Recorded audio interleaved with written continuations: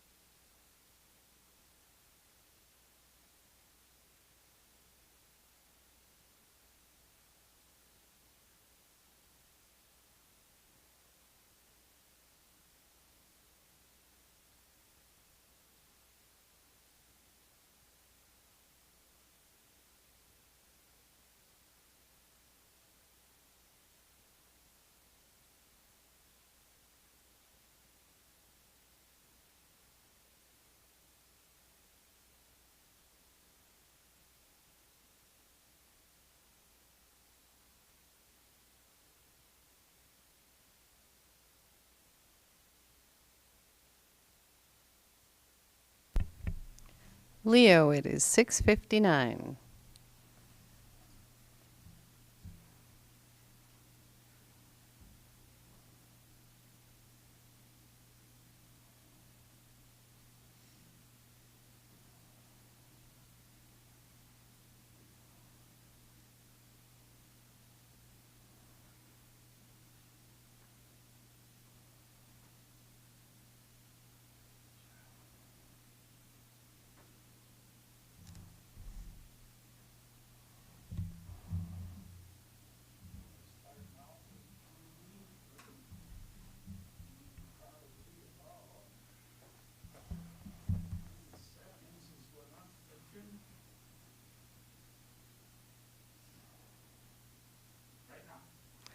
Good evening, everyone.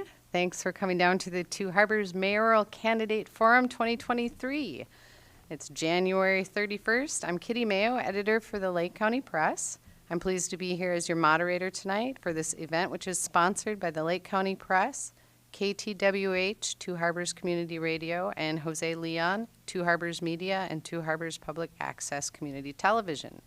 In addition to being live streamed on public access television and KTWH 99.5 FM, we hope people will view and listen to the recordings of this event, the links to which you can find on our Facebook page and this Saturday's edition of the Lake County Press. This is Katya Gordon. She'll be keeping the time for us tonight as we roll through some questions, and now I'm going to review some of the rules that you need to mind. Each candidate will have 2 minutes to introduce themselves at the beginning. You may give background and context to your candidacy. Each candidate will be given 3 minutes to respond to each question. You will receive a 30-second warning at 2 minutes and 30 seconds and a warning when 3 minutes has elapsed. Candidates will be allowed up to 3 minutes to answer each question and are not obligated to use that entire time. Each candidate will have 2 minutes at the end of the forum for closing remarks. I will alternate who gets the questions first. Rebuttal time will be given to any candidate if their opponent refers to their position on a specific issue. Rebuttal time is 30 seconds. Are we ready to begin? All right. So let us start with Robin with introductions. Thank you, Kitty, and good evening, everyone. My name is Robin Glaser. I'm currently a member of the Two Harbors City Council. I started my city council career back in 1993, have served on various committees and commissions, also served as the mayor of Two Harbors for 2 terms. My background is I'm a lifelong resident here of Two Harbors, raised my children here, have a lucky husband who's retired. I worked at the Lake County, or the Lakeview Clinic for the last 40-some years. As an LPN, and now I'm the care coordinator. Thank you, Robin. Jay, will you go next, please? Yeah. Push the button. I'm Jay Cole, and I live in town here. I was gone multiple times. I've lived here several different times, and basically, I'm running for mayor to promote economic development in the community with local businesses and stakeholders, encourage people in entrepreneurship, and support workforce development. And the housing crisis is the biggest issue that I think needs to be addressed. And one of those is to build creative type of housing, and I think printed 3D housing would be one possible direction that we can go on that. I think it's important that we work together as a community to address some of these issues, the housing issues. Like I said, we have a homeless problem here. I know that from personal experiences, actually experienced it recently here and in the past. And I think that we as a community can work together to actually create solutions, build those relationships among people with housing and people that don't have housing. And I think that's it. Thank you, Jay. And Lou. Thank you, Kitty. First, let me thank the Lake County Press for organizing this and the other media outlets that have helped organize the broadcast to the community, and of course to those here and those that are watching this or listening to it. My name's Lou Connor. I grew up in a town of about 3,500 residents, West Burlington, Iowa. It was a stone's throw away from a smaller body of water than Superior, a little thing called Mississippi River. So we lived right near the river. We had a volunteer fire department in our town. There were 200 students in my high school, 50 in my graduating class. I graduated from Central College and Drake University with a bachelor's and master's degrees. Graduate degree was in counseling and higher education administration. I worked in higher ed my entire career and retired at the end of last year. While it's clear I haven't lived in Two Harbors my entire life, our plans for my wife and I are to live here for the rest of it. My wife Jen and I met on eHarmony 15 years ago. We married for 14 years. She grew up in Hibbing and was an art professor at UMD for 16 years. We moved to Two Harbors in 2020. I'm the president of the North Shore Rotary Club and serve on the North Shore Horizons Board of Directors. After several Two Harbors residents suggested I should file candidacy, and after they convinced me that much of the community was ready for an experienced leader with a fresh perspective, I agreed to run. It's my hope during this forum that you'll find that I want to listen to the community, to collaborate with residents, to be a transparent leader, all for the betterment of Two Harbors. Thank you. Thank you, Lou. So the first question, we'll start with Jay, and the question is, what is your plan for affordable housing? You have 3 minutes. Oh, I forgot to turn that thing off. Sorry. Okay. Well, for affordable housing, the 3D printed houses is a very important creative solution, and other building materials that we'll have to go through some process, and I've addressed that with some information that I've provided to the City Council previously. As mayor, I'll work with the City Council and other community leaders to develop strategies to increase the availability of affordable housing in the city. This might involve working with developers to build new housing units, providing incentives for developers to build affordable housing, or implementing policies that help to make it easier for residents to find affordable housing. One of the other challenges we have quite a few vacant houses here, and to figure out ways working with the council and owners of these homes to open them up and for housing would be an important process too. So that's it. Thank you. Thank you, Jay. The same question goes next to Lou. What is your plan for affordable housing? So it's clearly the housing crisis isn't just local, it's a national situation. So it's pretty complicated, and Jay's hit on a couple of really good things. Some of the specific areas I think that need to be explored, property tax breaks of some sort, trying to encourage landlords to agree to offer units affordable to lower income tenants for a number of years, not just for short-term rentals, but for long-term. Housing trusts have a potential that helps the renter, but not as a long-term fix. Incentivize. What other opportunities could be attracted to landlords and developers to keep rent reduced, but also keep housing prices lower? Maybe there's an opportunity to relax zoning and developing rules. I've yet to really explore that, but that is something I think we could explore in the future. Alternative building options, Jay mentioned that.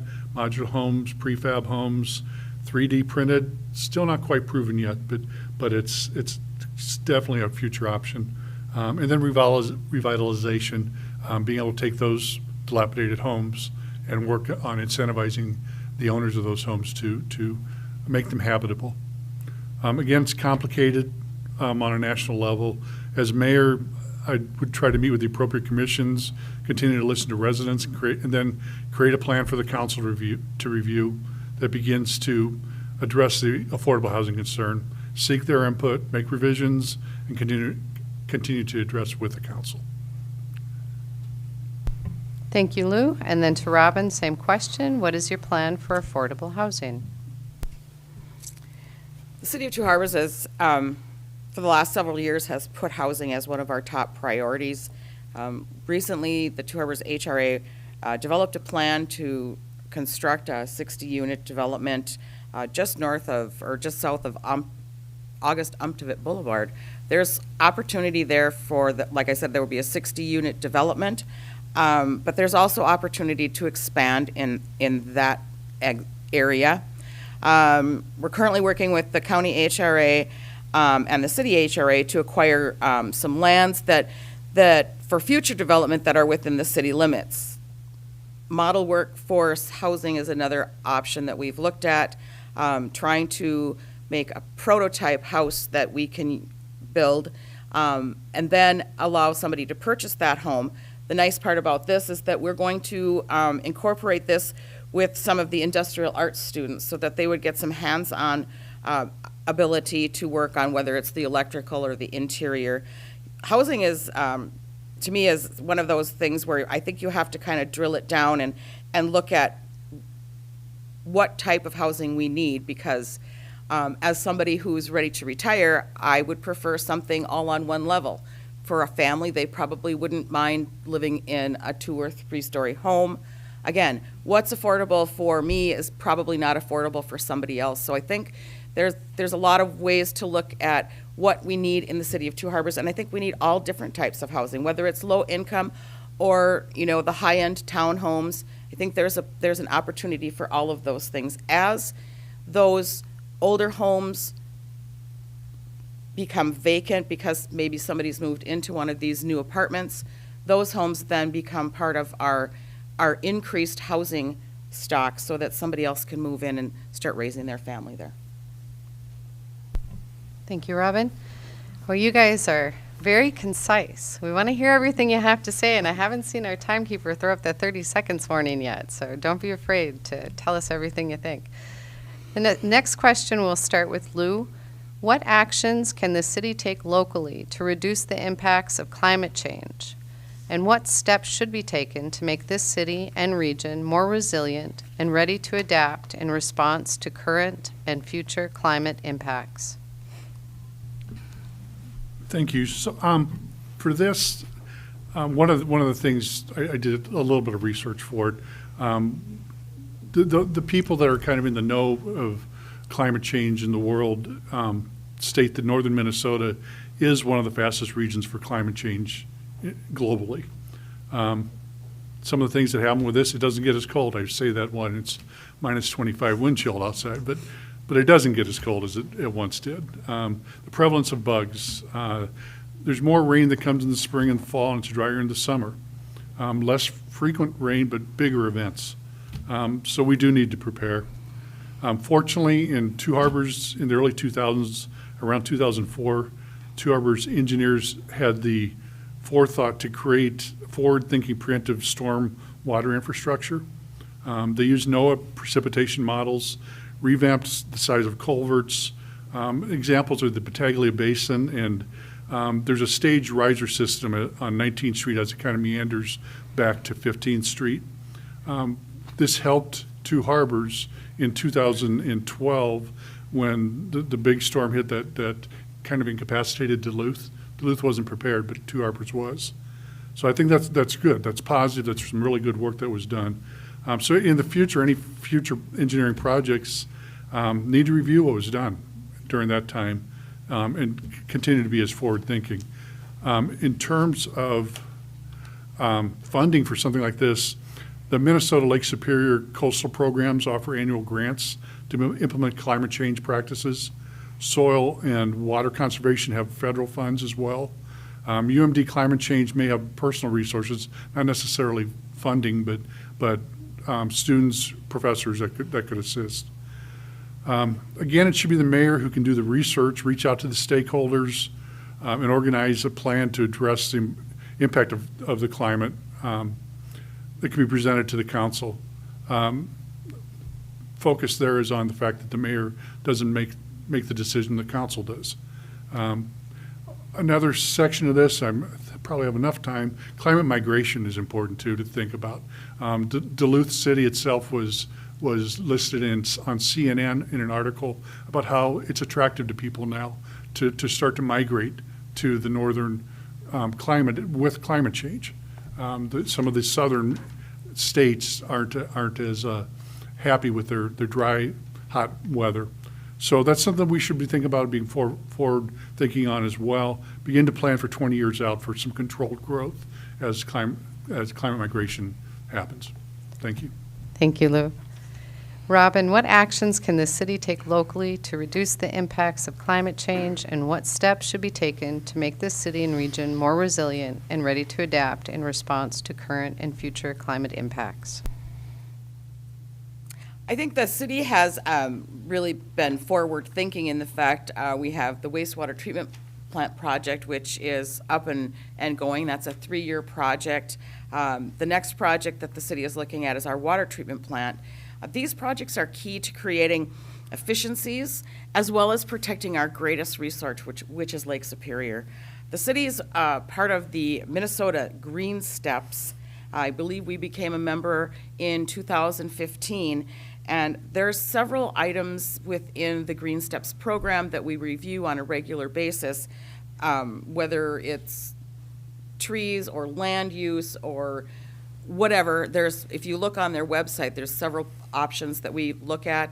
We use those as we're looking at our comprehensive plan and as we're looking at future land developments. The city's also got a wonderful solar program that's set up. We have transitioned from regular to LED lighting throughout most of the city buildings. We are a tree city. I think all of these things partner with how we as a small community are able to impact future climate change. Partnering with Minnesota Power for our electricity is also a benefit for us because we then get to get benefits from what they're doing to lessen the effects of emissions and climate change. So I think there's lots of things that the City of Two Harbors is doing. I think it's important for us to always continue to look for new resources and new ways to prevent further problems within our community and, again, protect Lake Superior. Thank you. Jay, what actions can the city take locally to reduce the impacts of climate change, and what steps should be taken to make this city and region more resilient and ready to adapt in response to current and future climate impacts? Well, my first thing is solar, to focus more on solar. It's an area that I had studied for quite a few years and was working on doing a TV show back in about 2008.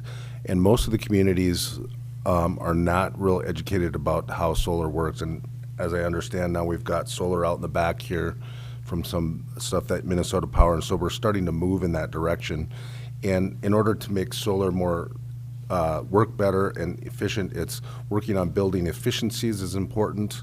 And it sounds like we're doing some of that with the lighting and different efficiencies on the heating of the buildings and stuff like that. My understanding is that we are a climate refuge. I've run into people that have come up here, they've moved here because this is an area that they're drawn to. So we've got some doors that have opened up to tap into that from a marketing to help grow our community. Smart homes, education on helping homes be more efficient. Artificial intelligence technology has advanced just astronomically, and there's some really amazing tools out there to help people to set up their homes as smart homes and stuff like that. I think that's it. Thank you. So we'll move on to Robin to answer the next question. Do you approve of the proposed housing project by the Lighthouse? And there's a second part. Should developers be allowed a greater density than the rest of the town?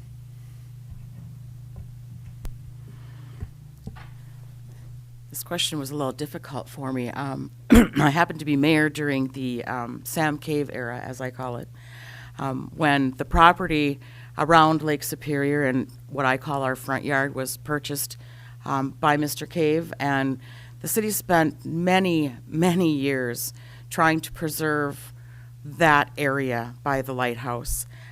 We were fortunate enough to go through, well, months, maybe years of litigation, but that one little piece of property was what was left for development. Now, when the supposal, as I call it, when the supposal of the project came forward, it's very interesting to me because it's a small piece of property, but the city would have to work extremely hard to, I guess the city would have to make those decisions. We have the zoning code in place. We have covenants or things that the developer would have to follow, such as height, design, aesthetics. Density is a huge one. And it all goes back to our zoning plan, and we've just revised that. So I think that there's opportunity there, but of course it has to be done responsibly. It has to be done aesthetically. But again, the thought of bringing in more housing in Two Harbors, again, we just talked about the housing shortage. Those homes may just open up another home somewhere in Two Harbors. And as we grow, this is an opportunity to increase our tax base. And so I think that that there's a lot yet to discuss and there's a lot to review, but I think in the end, we should all be able to come to some kind of consensus that, you know, if housing is our number one priority, then we should probably be working and thinking about how to develop that area, but do it respectfully. With some time left on the clock, Robin, I want to circle back to the second half of that question. Should developers be allowed a greater density than the rest of the town? I think that the density is addressed in the zoning code, and I think that we have to follow that. From what I understand from my years participating on the planning commission, that changing in the code isn't something that you do just because this developer wants to. This is something that is changed by ordinance. So again, these are things that have to go through the city council and through administration. There's a lot of questions that have to be asked and answered. Thank you, Robin. Jay, do you approve of the proposed housing project by the lighthouse, and should developers be allowed a greater density than the rest of the town? Yes, I approve of the development of the housing project up there, but no, I do not think that they should be given the right to greater density. Under the, you know, I want them to follow the rules that we've laid out before them, because we've gone through a lot of work just to lay out those rules, and the planning commission sat through a big long process and kind of tried to educate the developer at this last meeting, and I think that's important. And like I say, I think we need high-end housing, and that's pretty much what's going to be there, because the people that are going to buy those places are not going to be in a poverty mode to be able to afford that. And I'm not opposed, because like Robin was saying, we need all levels of housing in town. If you looked at that Maxwell survey that was done back in April of this year, it kind of lays out what we need in the community and stuff. So, yeah. Thank you, Jay. And Lou, same question. Do you approve of the proposed housing project by the lighthouse, and should developers be allowed a greater density than the rest of the town? So I think it's pretty much in furious agreement here that from a density standpoint, I'm going to start with that. There's a need. So as long as it's within all the ordinances and any of the restrictions that have already been set up, then I see no issue with that. But I also want to talk about comparing it to other sections of the city. So we have one development we're talking about with density, but there may be opportunities for other developments that have density concerns. And I'm in favor there too if the infrastructure exists to support it. If if there's no major changes in the structure of the neighborhood, if the water and sewer is all there, then being able to look beyond just this one development is important. But the Lighthouse Housing Project itself, based on the information that I've currently seen, the plans that have been proposed, I'm not in favor of it as it exists now. I think there's a variety of things that they failed to prove from a legal code standpoint, from a possibly a zoning standpoint. If it were reworked and more thought went into it, and then I could lean towards it. One of the things that I kind of would like to see, and I've heard several citizens tell me this, is as part of that, the potential for having commercial businesses as well within the development to help, again, with some of the revitalization of the downtown area and the waterfront area. I think that would be nice to see as well. Thank you. Thank you. Jay, we'll start you off with this next question. What do you prioritize for the Highway 61 corridor project, given that MnDOT has announced it has insufficient funds to complete the project plans it had shared with the community? Now, that was an interesting one, because I sat through the last presentation on that. And so I would like the project to be completed altogether, but it appears that's not going to happen. And I don't quite understand if the funding, if they don't use it, that the funding, and maybe Robin knows a little bit more about that. If they don't use that funding, I think it's like 9 million or 6 million. I think it's 6 million that they're looking at now. I would say if they're going to end up doing something, to prioritize what they have up by the American Inn, I think is one of the areas where they're going to put one of the roundabouts and stuff, would be one place to start that. I would like to see it all done together. I think it is a 2-year project if they had gotten all 17 million. And maybe there's still, I don't think there's a possibility this year according to what they were saying, but I think that's kind of the best that I can explain on that, so. Thanks, Jay. Lou, what do you prioritize for the Highway 61 corridor project, given that MnDOT has announced it has insufficient funds to complete the project plans it shared with the community? My first point is I believe the council's done a really spectacular job on keeping up on this, so kudos to the council for that. I was able to sit on some of the community Zoom sessions that they had last spring that started to talk about this and seeking community input. Clearly, we need an improved corridor. There's our own infrastructure issues that this could take care of, some things, but also just the traffic going through. But I'm not comfortable at all starting a project that's going to disrupt community businesses and create hardship on the citizens without it being fully funded. So if it's, my understanding is it's about a third of the funding is available currently, but it only support a small portion of the project. Unless the city can find means through either MnDOT, I know they have other resources, they won't commit them if we don't make a commitment ourselves. If they could somehow we could be fully committed on the funding, then yeah, I think it should go through. But at this point in time, it's just I don't like seeing it partially done with it still disrupting community and the residents. And Robin, what do you prioritize for the Highway 61 corridor project, given that MnDOT has announced it has insufficient funds to complete the project plans it shared with the community? This is a huge project, and I think that as a council member, it would be it's extremely important to see the improvements made to the Highway 61 corridor, but looking for other funding sources is going to have to be our top priority. We are going to have to look to the legislature to see how that project can be funded. I kind of have to say exactly what Lou said, that this is a phased project, and a phased project causes a lot of disruption for our residents and for our businesses. To start a project with no end in sight, whether it's 5 years down the road or 10 years down the road or 30 years down the road, seems a little unrealistic to me. So I think that we have to look at that. We also have to look at the fact that the things that they've proposed in this project don't necessarily make traffic, shall I say, go through Two Harbors faster. It was a calming effort that they were trying to embrace. And so I have questions about how that's going to all transpire and how that's going to be perceived by those the tourist traffic that comes through town on a regular basis, because that's one of the major complaints that we hear in the summertime is the backup in Two Harbors. So will it help? I hope so. But I don't want to start a project and then not know when the end is near. There's no way, there's no reason to start it if we can't finish it. Thank you.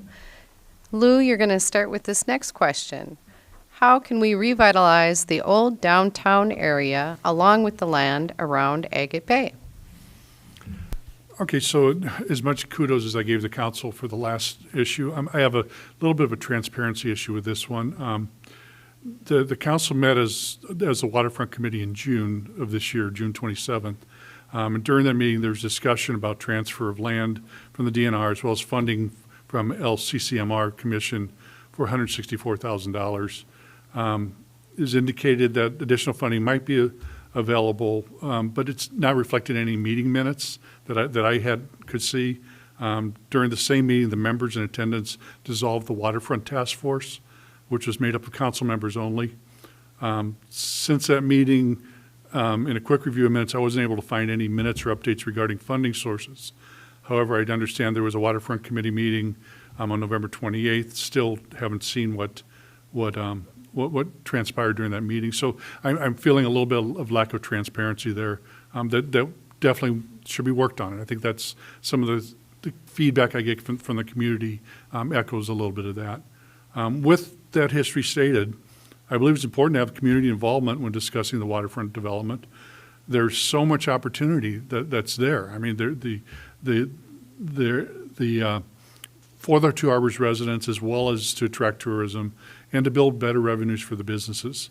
There's over 2.5 miles of waterfront that the city owns, but it seems like the committee and the task force discussions have focused only on the property that the city doesn't own. I think there could be some development for the rest of it. As the mayor no longer has authority to select members for commissions or task force, and based on previous abuse, I'm fully supportive of this, of the new process. With that said, if elected mayor, I'd work with the city council and ask that there be more community involvement on the waterfront committee and the waterfront task force be reconsidered. Thank you, Lou. That question goes next to Robin. How can we revitalize the old downtown area along with the land around Agate Bay? I'm going to start with the downtown area because I think the downtown area is working and revitalizing itself. I think the partnership between the City of Two Harbors and the Castle Danger Brewery has changed the look of beautiful downtown Two Harbors. I counted the other day, I believe, 10 different businesses that have opened up along the 6th Avenue, or the 600 block of First Avenue. So I think that's happening, and I think we're seeing some changes. Now, I know we just, Seagram's relocated, but again, that opens up another storefront or 3 for somebody else to come in and try something new. And the fact that the citizens are willing to support those local businesses, I think, is huge. With regards to the waterfront, Agate Bay, which is, the piece of property that we've been discussing and have probably made plans with regards to its development since the 1970s. The biggest caveat in all of that planning is that we don't own the property. It's not ours to develop. At one point, there was a time when we could have done something under a long-term lease with the DM&IR. Now we're working with the DNR to see if that property can become part of the City of Two Harbors, which, again, I call our front yard. But the most important thing is that first we have to be able to say that the property is ours, and then we have to be able to take the planning process and make that a community event. The community has to be a part of the process to decide how we want our waterfront to look. What do we want in our front yard? Do we want businesses? Do we want open space? There's so many questions to be asked and answered, and I think the only way we're going to do that is if we get the property, then we have some extremely good opportunities to use our lobbyists to find those LCCMR dollars to do a really good planning of what the waterfront should look like. And I'm going to go back to what Lou said, is that, it isn't just that piece of the waterfront, it's all of our waterfront. So I think there's many ways to incorporate what we already have with what we don't yet own. And I think we're going to I really think that has to be a community event. We have to have citizens involved in that because we've waited a long time for this. Thank you, Robin. And Jay, how can we revitalize the old downtown area along with the land around Agate Bay?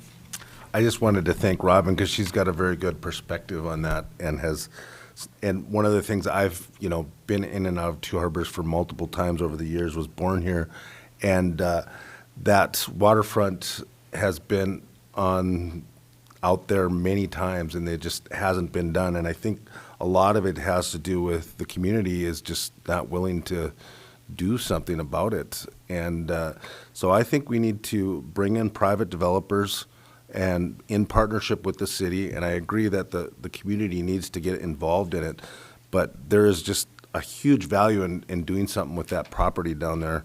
The downtown is kind of not doing so good with the loss of the 3 businesses that were down there, and I think it looks, I know there's been new businesses that are going in and stuff like that, but I think we need to find small businesses that are willing to go in there. That's one of the locations that I was considering trying to set up a business of mine that I'm working on trying to develop, but I don't even know if it's realistic to do that in town here because of just the direction that we're going with it. But we'll see what happens. There's just a lot of, things that need to be done that a lot of people in the community are just, they just don't want to get it done. They just want it to be the way it is, so. Thank you, Jay. Are you guys warmed up? Are you ready to roll into some more deep stuff? Here we go. Here's a long one. This is going to go to Robin first. Special assessments on property owners used to partially fund street improvements have led to several individuals who were assessed last year now suing the city. Do you support special assessments, or do you have another option for continuing to repair our streets without costing individual homeowners as much? Robin, go ahead. Not one of my favorite questions, but that's okay. Well, back in 2016, we developed a capital improvement plan because we realized that the city of Two Harbors really was being more reactive than proactive to the problems within the community. That being said, we did a lot of searching for funds that may be available and came to the conclusion that using the 429 assessment process was probably the only way we were going to be able to afford these projects. People have to understand that when the city of Two Harbors raises its property tax by 1%, it's about $40,000. So in order to do a $1.3 million project, we'd have to raise property taxes like astronomically. And I don't think we want to do that to everybody. If we could get our population up over 5,000, that would bring in some more state and federal dollars, which would be another way to help support our capital improvement projects.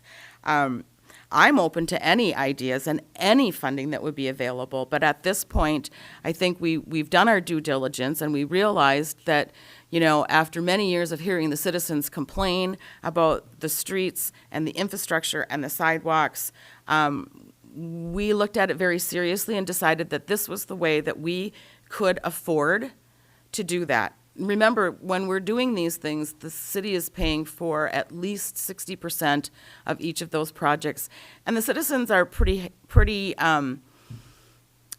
we looked at how the citizens are going to react to that by saying, okay, if I got an $8,000 bill, I wouldn't be very happy, but we're giving you the opportunity to pay for it over a 15-year-long process. So I guess we're trying our best to make it as the least painful process that we can, but knowing that there aren't a whole lot of other options for us to find those funding dollars right now.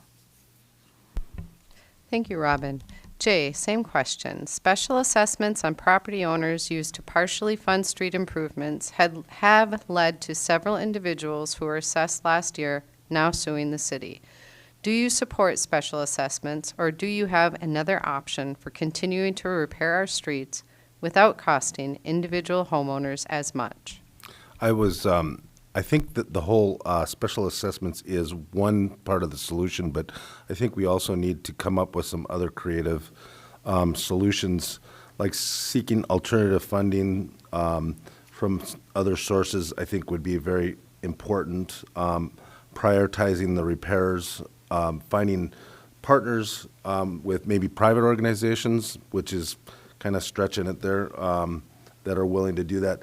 The streets are the biggest issue that people complain about, but they're not willing to pay the price to get them fixed. So it's an ongoing issue that's been there forever, and it won't go away because we live in northern Minnesota. So finding those solutions that are different. I thought it was very creative on the city's part to find this partnership with the county to defer some of the costs, so the costs went down. There may be other funding sources that they can come up with, and maybe even some different types of materials that might be more cost effective that would need to be researched and stuff like that. So, yeah, does that answer the question pretty good? If you're done, then yes. Yeah, I'm okay. done. I'm done. Thanks, Jay. Lou, special assessments on property owners used to partially fund street improvements have led to several individuals who were assessed last year now suing the city. Do you support special assessments, or do you have another option for continuing to repair our streets without costing individual homeowners as much? Well, clearly, I wouldn't want to sit in, I'm not going to quite say that. It's a difficult political situation, clearly. I guess I support utilizing any option that you can for repairing streets before getting to an assessment or special assessment. One example, and if the project started in 2016, it wasn't available then, and I'd had to do more research to see the specifics of it, but the Safe Streets and Roads for All is part of the bipartisan infrastructure law that President Biden signed in November 21st. It's a $5 billion competitive grant program at the DOT that provides funding directly and exclusively for local governments to support their efforts to advance, among other things, complete street improvements to reduce crashes. While it isn't written explicitly for street maintenance, it is for street improvements. So that may be one funding source. The opportunity to apply for the funding, it's a competitive grant, so there's no guarantee. Happens again in spring of 2023. So there could be a potential that's there. So I agree, finding other funds is the start. But in the end, there needs to be a solution. Of all of the citizens that have contacted me since I announced candidacy, every one of them have listed this as an issue. So being able to possibly look at the grant mentioned above, other grants, special assessments, reprioritization of the current budget, some of the reprioritization of tax revenues. The mayor, I would want to spend a significant amount of my time during my working week researching the options, communicating with experts, and talking to citizens to come up with a long-term strategy. Something needs to be done. I agree. Thanks, Lou. And Jay, we'll start you on this next question. Recently, a mayor of Two Harbors joined mayors of other communities to pledge our city's support for a presidential candidate. What is your opinion regarding the appropriateness of such an endorsement, given that the Two Harbors mayor is a nonpartisan office? Well, I think as an individual, he has a right to, an individual has a right to endorse a president or a candidate. I think this was about probably the Trump thing or something like that Chris did. But to say that the city supports him, I don't think that's appropriate. So it's something that it's a hard thing to deal with sometimes because an individual is going to make their choices, and as a elected mayor, you represent the city. So there's this gray area that you're going to always run into some issues for. And I think a person has a right to support a candidate. But I don't think that he has a right to say that the city supports him. Thank you. And next, Lou. Recently, a mayor of Two Harbors joined mayors of other communities to pledge our city's support for a presidential candidate. What is your opinion regarding the appropriateness of such an endorsement, given that the Two Harbors mayor is a nonpartisan office? This one I think is simple and quick, based on what the question asks. City support. This is a nonpartisan seat and should not endorse as mayor any presidential candidate. Or And actually, I'm sorry, any candidate, period. Thank you, Lou. And Robin, recently a mayor of Two Harbors joined mayors of other communities to pledge our city's support for a presidential candidate. What is your opinion regarding the appropriateness of such an endorsement, given that the Two Harbors mayor is a nonpartisan office? The city's code of conduct speaks very clearly to this topic. It's something that's reviewed not only with councilors, commission members, but also our staff and employees. This is not an appropriate action for somebody that's in an elected office, nor is it an appropriate action for somebody that's working for the city of Two Harbors. We make it very clear that while you can do it on your own time, please don't say that the city of Two Harbors is endorsing this candidate or that candidate, because that's not appropriate. And the code of conduct does speak to that. Thank you, Robin. The next question will start with Robin. Please talk about your past experience and participation in local government. My past experience. Well, let's see. Back in 1984, when Two Harbors was gearing up for a very large centennial celebration, my husband and I got involved in that grand event and put on the very first parade in the city of Two Harbors, which then led to us doing multiple parades after that during Heritage Days. So that's kind of where I started getting involved in just the civic part of it. Always have been kind of a go-getter in that respect. So I put my hat in the ring and started as a city councilor in Ward 1 back in 1993. Took a couple years off when the kids got busy with activities during grade school and came back again as mayor. Then I took a couple years off because sometimes you just have to take a break and reassess. And then I came back as a city councilor at large. I truly enjoy this. We have a running joke at our house that when she's not in politics, she cannot watch the city council meetings on the television because I get too stressed out. And my husband laughs at me. There's just a lot of things. I've been involved in a lot of other committees, commissions within the city of Two Harbors, not as a city councilor, but as a citizen. And I just think the more everybody gets in there and participates and becomes involved in their community, the better off we're all going to be. Thank you, Robin. And Jay, please talk about your past experience and participation in local government. Okay, well, back in 1983, when I was first doing public access, I got involved in public access, filming the city council meetings and advocating for creating a position to do this, and basically watched the city councils, learned about them, and began to understand how our political system worked in that process. Felt very strongly about the need to be transparent, and filming the city council meetings was one of that processes. And back then it was somewhat of a challenge. People weren't really, it was new, they weren't receptive to it and stuff, and still some people are not really into filming some of the different things to make people aware of what's going on.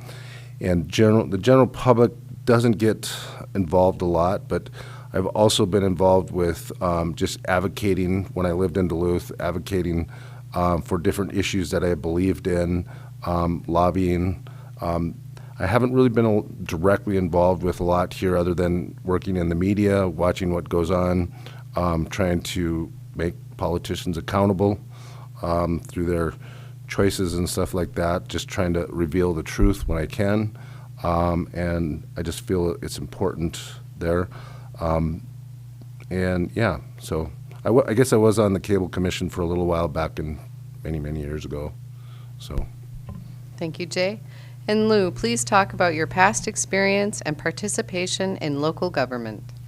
Well, this is kind of the tough one, going from one end of the table down to the other one. I am the person here with no experience whatsoever working with local government. However, I'm going to use my 3 minutes to try and see if explaining some of my career experience might resonate in the role of mayor. To help the organization that I led, a group called the Higher Education User Group, I was asked to develop global communities of universities that all compared or had similar goals. To do so, one has to communicate across cultural differences, language differences, geography differences, and allow the new community to collaborate with each other. Diplomacy is used, listening skills are used, transparency, communication skills are used, and strategic thinking is used. As a mayor, while the need to decipher language differences and overcome geography isn't there, what I would want to do for Two Harbors is use diplomacy, sound listening skills, transparency, strategic thinking to collaborate with the council and the various citizen entities that are out there, so I can try and help improve the community. So no no local government experience, but that doesn't mean I don't think I'm qualified for the job. Thank you. Thank you, Lou. And now we're going to move into our closing remarks, and we are going to start with Jay, please. You have 2 minutes to wrap it up any way you see fit. I thought we had one more question. We decided not to do that question. Okay. All right. Well, I appreciate the opportunity to run for office, and just to try to, what's important to me is to promote economic development as the mayor, work with the city council, local businesses, and other community stakeholders to identify opportunities for economic growth and development. This will involve attracting new businesses to the area, supporting existing businesses, and encouraging the expansion of existing businesses. The housing crisis is very important to deal with. As mayor, I want to work with the city council and community leaders to develop strategies to increase the availability of affordable housing in the city. This will involve working with developers to build new housing units, providing incentives for developers to build affordable housing, and implementing policies to help to make it easier for residents to find affordable housing. I support the workforce and will work with the schools, the local community colleges, which is mostly in Duluth, and other training programs to ensure that residents have skills and education needed to succeed in the local job market. This might involve investing in some vocational training, providing access to job and training programs. One area that's I'm very important, I feel strongly about, is technology and artificial intelligence, that we as a community need to tap into those new technology that's coming out that will help us to improve our community. That's it. Thank you, Jay. And next, I would ask Robin to present her closing remarks.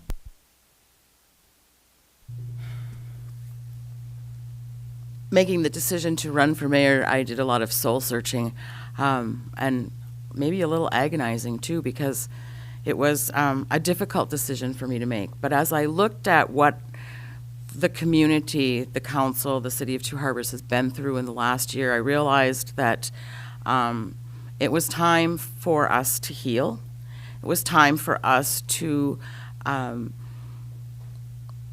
make amends with some of the people that might have been hurt through all of the last year's problems. And I guess the reason that I'm running is because I just want to be able to see our city grow.